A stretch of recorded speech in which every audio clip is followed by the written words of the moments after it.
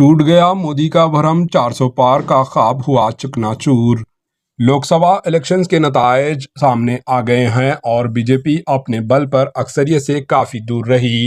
इत्तेहादी पार्टियों के साथ वो हुकूमत बनाने के लिए दरकार 272 के हिंसा को पार कर चुकी है, लेकिन ऐसा मालूम होता है कि पिक्चर अभी बाकी है, क्योंकि ऐसे इशारे मिल रहे हैं कि इंडिया अलायंस के कायदीन बीजेपी के इत्तेहादियों नीतीश कुमार और चंद्रबाबू नायडू से राब्ते में हैं, जिन्होंने अपनी रियासतों बिहार और आंध्र प्रदेश में अच्छा मुजाहरा किया। अगर ये इत्तेहादी बीजेपी का साथ छोड़ते हैं तो एनडीए का हुकूमत बनाना मुश्किल हो सकता है। मुल्क की तारीखी इंतखाबात में बीजेपी और मोदी की ताकत को भरम टूट गया और एग्जिट पोल्स गलत साबित हुए।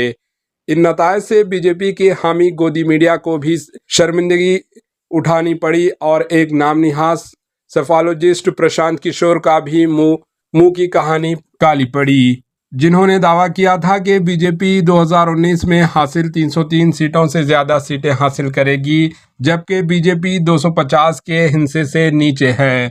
और अब ऐसे हुकूमत बनाने के लिए टीडीपी, तेलुगु देशम पार्टी और जेडीयू के सहारा लेना पड़ रहा है। नीतीश कुमार ने अंदाजे के बरखिलाफ बिहार में अच्छा मुजाहरा किया है, जबकि चंद्रबाबू नायडू की तेलुगु देशम पार्टी टीडीपी ने आंध्र प्रदेश में न सिर्फ ज़्यादातर लोकसभा सीटें जीती, बल्कि पार्टी 5 साल बाद रियासत में फिर से हुकूमत बना रही है और जगन मोहन रेड्डी की वाईएसआर कांग्रेस पार्टी को शिकस्त हो गई है।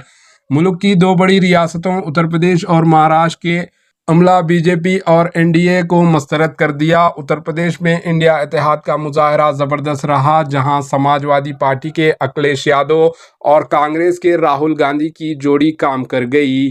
उत्तर प्रदेश में इंडिया अलायंस ने बीजेपी को ज़बरदस्त धक्का लगाया, जिसने पिछले लोकसभा इलेक्शंस में तनहा 62 नशस्तें हासिल की थी। इस मर्तबा 20 से ज़्यादा सीटों का नुकसान उठाना पड़ा।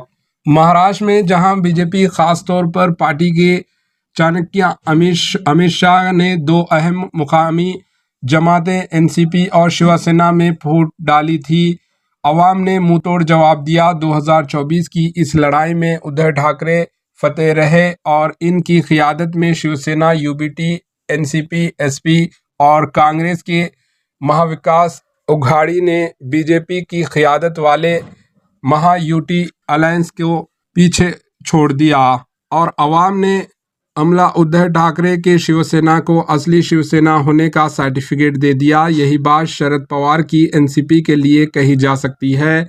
बीजेपी ने शिवसेना में एकनाथ शिंदे और एनसीपी में अजित पवार के जरिए बगावत करवाई थी, जहां इन 2 अहम रियासतों में इंडिया अलायंस ने गज़बे का मुजाहरा किया। वहीं राजस्थान और हरियाणा में भी इसके मुतासरा कुन मुजाहरा किया और कम व बेश आधी सीटें जीत ली। पंजाब में इंडिया अलायंस ने शामिल पार्टियां कांग्रेस और आम आदमी पार्टी छा गई, लेकिन बाज़ रियासतों में इंडिया इत्तेहाद या कांग्रेस नाकाम रही, जिनमें सबसे अहम मध्य प्रदेश है, जहां तमाम 29 सीटों पर बीजेपी कामयाबी रही। तमिलनाडु में डीएमके इत्तेहाद और केरला में यूडीएफ इत्तेहाद का दबदबा रहा, जो दोनों इंडिया इत्तेहाद में शामिल हैं और लाख दुआओं के बावजूद बीजेपी जनूबी इंडिया के इन रियासतों में अपना असर नहीं छोड़ सकी।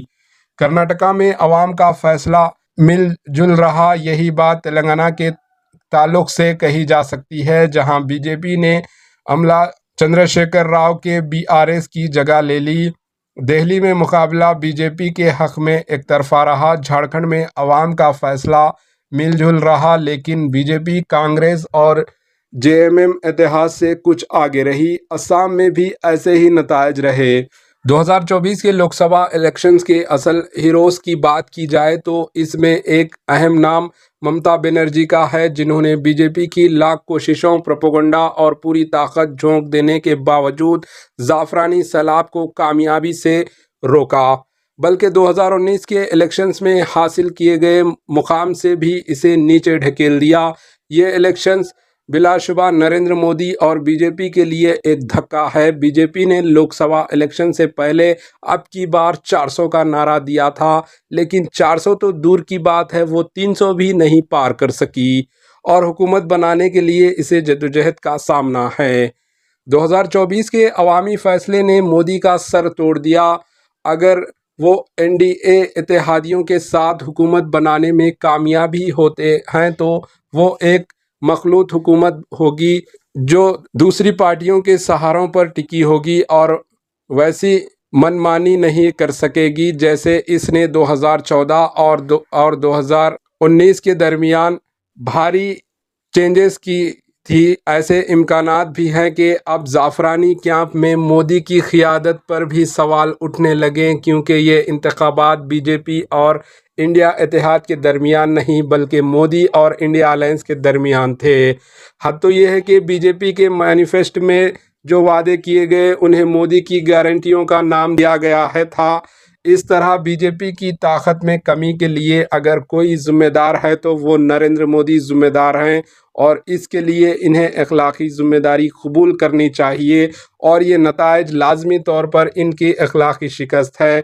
2024 के इंतखाबात जो सबसे वाज़ेह पैगाम दे रहे हैं वो ये है कि मुल्क में मखलूत सियासत का दौर फिर शुरू हो गया है और ये शायद मुल्क के लिए एक बहुत अच्छी बात है क्योंकि गुज़िश्ता 10 सालों में हमने भारी मेंढकों के नुकसानदा कारस्तानों को देखा है। अब हुकूमत चाहे किसी की भी बने लेकिन कोई मनमानी नहीं कर सकेगा और चेक एंड बैलेंस का निज़ाम कायम होगा। इंडिया में 1989 से 2014 तक मखलूत हुकूमतों का दौर रहा और नरसिम्हा राव और वाजपेयी ने कामयाबी से मिलजुली हुकूमतों चलाई और अपनी मियाद मुकम्मिल की। Bureau report, AHN news. AHN news को लाइक करें, शेयर करें और सब्सक्राइब करना ना भूलें।